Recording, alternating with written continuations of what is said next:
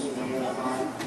Sister Sumara is a lecturer and teacher of Islamic studies and Arabic based in New Jersey. Her journey began as a student of Arabic under Imam College and culminated with the pursuit of formal Islamic learning in Syria, which extended a number of years at the prestigious Abubakr Institute in Damascus, graduating first in her class with a diploma in Arabic and Islamic studies.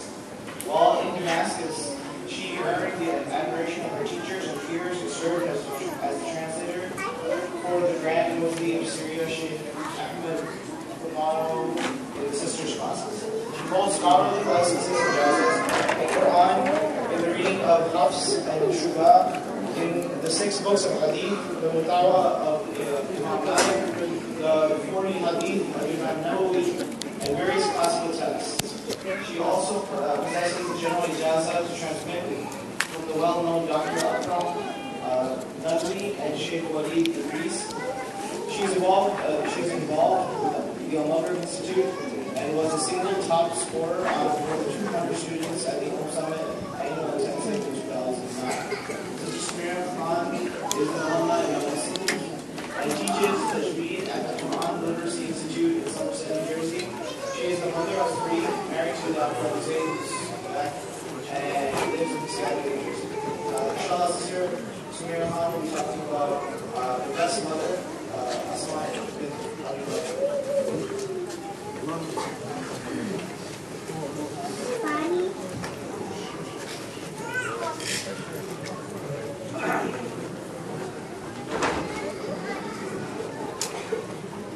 Assalamualaikum warahmatullahi wabarakatuh. Bismillahirrahmanirrahim. Alhamdulillahi rabbil alamin wa salatu wa taslim ala sayyidina Rasulillah wa ala alihi wa sahbihi wa sallam ajma'in. Everybody hear me that? Yes. Okay. Is that better? Yes. Okay. My topic is none other than Asma bint Abubakr radiyallahu anha. And she's one of those towering figures in Islamic history from the first generation that we don't hear that much about.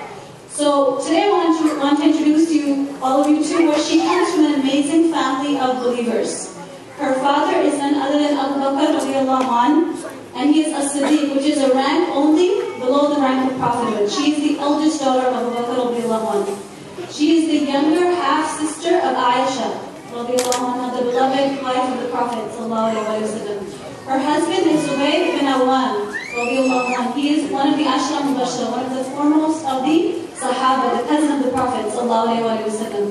Her son was Abdullah bin Zubayr, the great Abid, Zahid, Shaheed, whom the Prophet ﷺ made dua for him and asked Allah to bless him. So you see, she's surrounded by towering personalities, people of Jannah, and herself is among the Sabiqeen al-Awwalun from the Sahaba. In fact, she was the 18th person to accept Islam.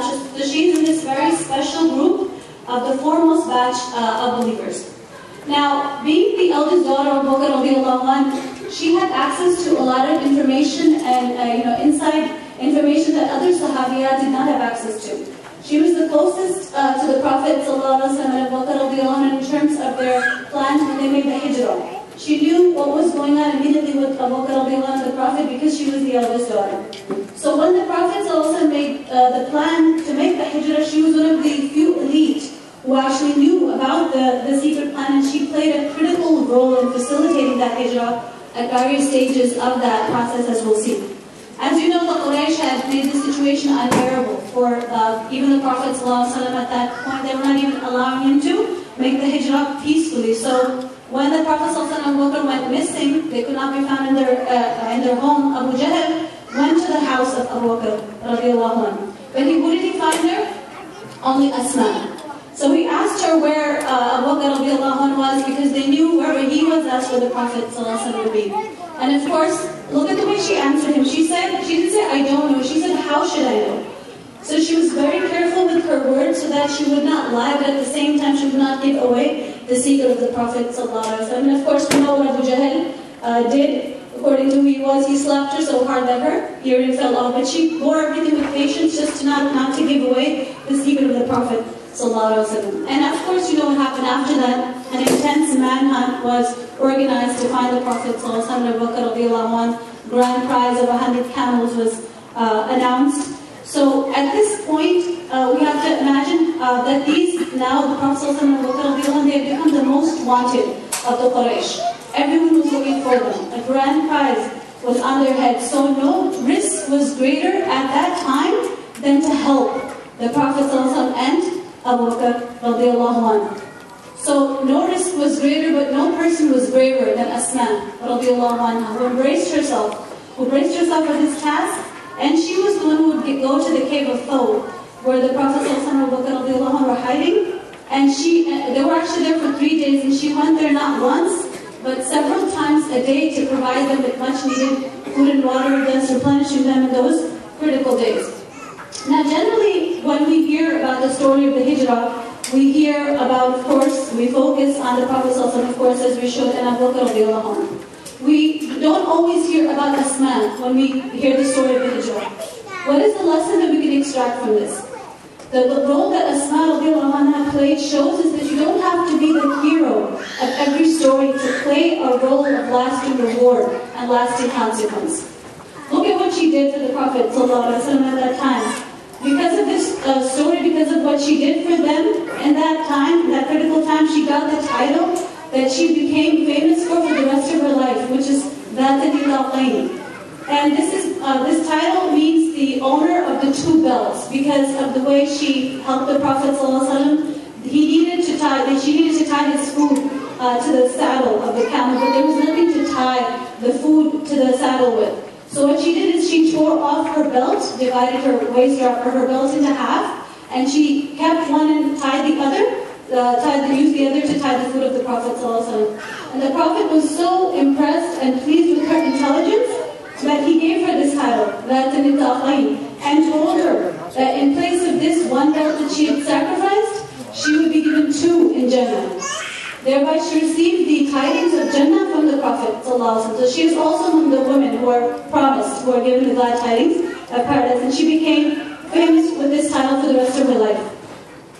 So what is the lesson that we learn from this? We don't have the right to belittle any deed that we may be guided to do. We don't have the right to belittle any role we may have the opportunity to play. There are many ways of earning Jannah. You don't have to be center stage. You don't have to be the speaker or the halaqah leader or the masjid board member in order to play a role of lasting reward and acceptance with Allah subhanahu wa ta'ala.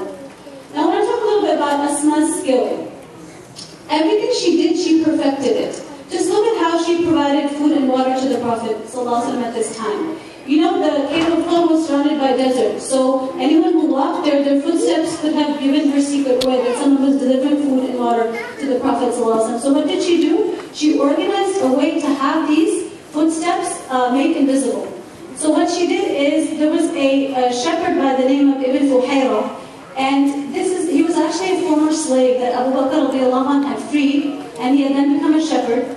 So what she would do is, after she would leave the Prophet ﷺ and Abubakr radiallahu anh, after having given them food and water, she would have Ibn Fuhayra, this former slave, now shepherd, come to the cave, and he would provide them milk, but at the same time, since he would have his flock with him, it would only look as if a shepherd had come around this area and raised his flock of sheep. You could only find the footsteps of the flock of sheep, and thus Asma's footsteps could not be traced. So subhanAllah, she was making sure that the secret that would jeopardize her ability to help the Prophet ﷺ would not be put at risk in any way. And she was very good at covering up for the Prophet ﷺ, even when Abu Quhafa, her grandfather, the father of Abu Bakr radiallahu anh, came to his house after Abu Bakr had left his family and made the hijrah. He was not Muslim at that time. Abu Quhafa became Muslim later. So he was very anxious about Abu Bakr having left his family without any money, destitute, poor, and she did not want him to have this impression about Abu Bakr. She did not want to enter into a position where she would have to accept money from her grandfather. So it seemed he was blind. So what she did is she took some pebbles, covered them, and told her grandfather to come and feel the pebbles over the cloth. So he thought it was money, it was dirhams. He thought it was gold that he had left, and that this made him content. So not only did she put her grandfather to ease, but she made sure that he did not feel badly towards Abu Bakr at the hijrah, And she also saved herself from entering into a position where she would have to, he would feel the need to give to her, and she would have to accept for him. So what are some of the lessons we can learn from this? One of the critical lessons we learn, if you think about how Abubakr had freed this former slave, Ibn Fuhayra, you see the benefits of your good deeds begin in this world. When Abubakr had freed that slave, he could not have foreseen that this man was going to become a means of protecting him and his family in the near future, at that critical time. You could not possibly have foreseen this when he was freeing the slave. But look at how Allah subhanahu wa ta'ala made that a means of protection and benefit for him in this world, before the reward of the next world. So this teaches us that our focus should be increasing our good actions, and not worrying about the results, but rather focusing on increasing our good actions, and inshallah their effects will begin to show, even in this world before in the next. There's a beautiful quote in this regard by Shaykh al-Sha'arawi. He says, كن مع الله إذا أخذ منك ما لم تتوقع دعاه فسوف يعطيك ما لم تتوقع تملكه, which means be with God if He has taken from you that which you could never have imagined losing, and He will give you that which you could never have imagined owning. So it's just a matter of trusting Allah subhanahu wa ta'ala and doing the right things at the right time without worrying too much about the consequences. So what is the foundation for all of these brave, righteous actions that Asma was able to carry out? The foundation was none other than her sound heart, overflowing with Iman and Yaqeen. If she did not have a heart filled with Iman and Yaqeen, there's no way she would have been able to do these courageous actions. So our concern, therefore, should be about nurturing the foundation. If we are able to nurture the foundation of our Iman, the actions that reflect that will naturally flow forth. So it is our duty to, inshallah, focus on that for ourselves and our children. Now I'm going to talk a little bit about the strength of Asma. I have very little time, so I'm rushing through all the points I want to share, inshallah. Let's talk a little bit about Asma's strength in various stages of her life. We're going to talk first of all about her hijrah.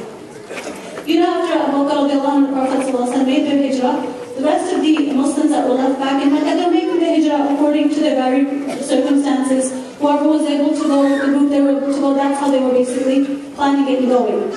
And Asma, however, she made the hijrah in very difficult circumstances.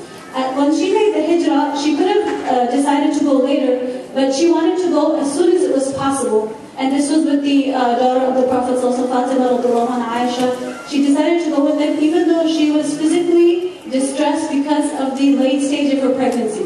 At that time, she was pregnant with Abdullah bin Zubayr, to the point it was so late into her pregnancy that she actually was on the way, it was before entering Medina, on the outskirts of Medina, that she actually gave birth to Abdullah bin Zubayr. So what do we learn from this? She was a person who didn't put off doing things. As soon as the opportunity presented itself, she hastened to do good. This is one of the hallmarks of Asma's character. She never put off things. She never made excuses. Whenever the opportunity presented herself for doing good, she immediately rushed to do it. She didn't think, okay, inshallah, after I have the baby, or in better circumstances, or when someone can get me, or when someone can go with me. She never thought in this manner. Whenever the opportunity came, she would hasten and rush to do good. And this is the same thing that we'll see again when we're going to talk a little bit now about the character of Asma, radiallahu anha. You may not know, but Asma was one of the poorest of the Sahaba and the Sahabiyat. However, as poor as she was generous to the same degree. In fact, she was so quick in spending that she did not, her and her sister Aisha, radiallahu anha, they were both very keen in giving sadaqah. But they had different ways of giving sadaqah. Aisha, what she would collect a certain amount for the intention of giving in sadaqah, and then she would give it all in charity. However, Asma, she didn't wait to collect a certain amount. She would spend as soon as she was able to get anything, she would spend it. And this in spite of her poverty. And she was so poor, she was married to Zubayr and he only had, when they got married, they only had a horse and a camel. And in fact, it was her, she had the difficult job of looking after the horse. And actually, to give you a glimpse of how hard she worked and how poor she was. She says about her duties about looking after this horse, she says, I grazed his horse, yani Zubayr's horse, provided fodder for it, looked after it, as well as grinding date stones for his camel. Besides this, I grazed the camel, provided it with water, patched under the bucket, netted the flour. This is just to give you an idea of the type of physical labor that she was involved in doing, along with being poor, not having a servant. So what does this tell you? This tells us a few things about her. This tells us she was physically strong, she worked hard, like physical manual labor, and she was very poor because there was no one helping her with the duties that she had towards the horse. Yet, in spite of this circumstance, she would not keep anything for the next day. She would, even though she was so poor that she could not afford a servant to help her with her duties, she would not keep anything for the next day. And this is related on the authority of her granddaughter, Fatima bint bin Zubayr. She reports from her grandmother, Asma. She used to say to her daughters and family, spend and give sadaqah and do not wait for a surplus. If you wait for a surplus, you will not have any surplus. If you give sadaqah, you will not experience loss. If you study the hadith of the Prophet ﷺ, the highest type of sadaqah, the sadaqah that has the greatest reward, is the one given when you are young, far from sick and illness, because once you are sick, you're already closer to the next world. You already see that you're leaving this world, it loses its value. But when you are young, strong, healthy, and takhsha al-faqr, yani you are afraid of poverty, you are in need of the money in front of you, and you are young and strong, far from sickness, and you still give sadaqah, this is the highest level of sadaqah. This sadaqah brings the greatest reward. And we see that this is the sadaqah that Asma radiallahu anha was giving. Strong, healthy, but very poor and in need of what she was giving. So what are the lessons that we, after every aspect of her character, want to extract lessons from that? Some of the lessons we learned from this aspect of her for ourselves is that she was able to break through any self-limiting beliefs that we hold ourselves down because of. You know, there's a lot more potential in every woman and man than we give ourselves credit for. We have a lot more potential for taqwa and infaq, for fear of Allah subhanahu wa ta'ala and spending in His way. And we see this comes out in Ramadan. You know, we're at the gates of Ramadan. And if you just think about how we are in Ramadan, we're all on bionic schedules. We're all giving charity, we're all eating less and, you know, doing more ibadah. Ramadan gives us a glimpse into our true potential, into what we really can be. And this is how the Sahaba and Sahabiyat lived all of their lives. And this type of sadaqah cannot be given without tawakkul in Allah subhanahu wa ta'ala. Without complete iman, in the words of the Messenger sallallahu alaihi wasallam, that charity does not decrease your wealth. So this was the secret to her physical and spiritual strength. She was a person who was in constant ibadah. She was, in spite of her poverty and labor, physical work that she had to do, she was fasting most of her days. She was doing dhikr most of the time. She was praying most of the time. And this is why she was as strong as she was. Because remember when Fatima came to the Prophet ﷺ, her father, asking for a servant, what did he tell her? He said, before you go to sleep, he didn't give her a servant. He said, before you go to sleep, say Subhanallah, Alhamdulillah, Allahu Akbar. What does this have to do with the servant? Dhikr and the spiritual nourishment it provides actually translates into physical strength and himmah, and ability to carry on through the labors and the toil and struggle of the day. This we see in the character of Asma radiallahu anha. And since I don't have a lot of time, I want to fast forward to the greatest test of Asma radiallahu anha's life. You know, many times the greatest tests that we face are when we have become most physically weakened. In our old age, when we are tried with the death of our close family members and friends, when we ourselves lose the health that we have become accustomed to. And sometimes people even become blind, like Asma radiallahu anha lost her sight in her old age. And the people who tend to pass these critical end-of-life tests and trials, because al-amalu bi khawatimiha, right? Our actions according to the last of them. So the people who pass the tests, the critical tests at the end of our lives, are usually the ones that have been doing the right things in health and prosperity, who have been worshipping and spending for the sake of Allah subhanahu wa ta'ala. So it is this reservoir of righteousness that sustains them through these trials of iman, of bravery, and courage. And this is how it was for Asma radiallahu anha. It was in the later years of her life that she lost her husband, Zubayr bin Awam, in the Battle of Jamal. As you know what happened with the Ummah after the split. And Abdullah bin Zubayr, this is the time that the heartbreaking murder of Abdullah bin Zubayr her son, the firstborn of Medina. When Abdullah bin Zubair was born, Medina erupted with joy, because the Jews had been saying that you will not be able to have sons. The Ansar, the Muhajirin had not had children, and had sons had not been born to them, so the Jews were really happy about this. So the day he was born, there were takbeers, and it erupted, the Medina erupted with joy. This firstborn of Medina was shamelessly murdered at the Kaaba by Hajjaj bin Yusuf, who then mutilated his body and hung it for 3 days to rot, rather than return it to the family for proper burial. And Abdullah bin Zubayr, he faced a big trial himself at the end of his life. Even his own family and children left him in the final confrontation with Hajjaj. So at this point he came to Asma, his mother, who was about 100 years old at the time, who was blind. And he said to her that there's only a small group of people left with me, and however strong they are, we will not be able to resist much longer. And now they're making offers of me, trying to negotiate with me. What should I do? She said, Asma, 100 years old, blind woman, has lost her husband, and now her son is at the gate of death. She says, if you believe that you are right, and you are defending the truth, then persevere and fight on, just as those of your companions have already been killed, show perseverance.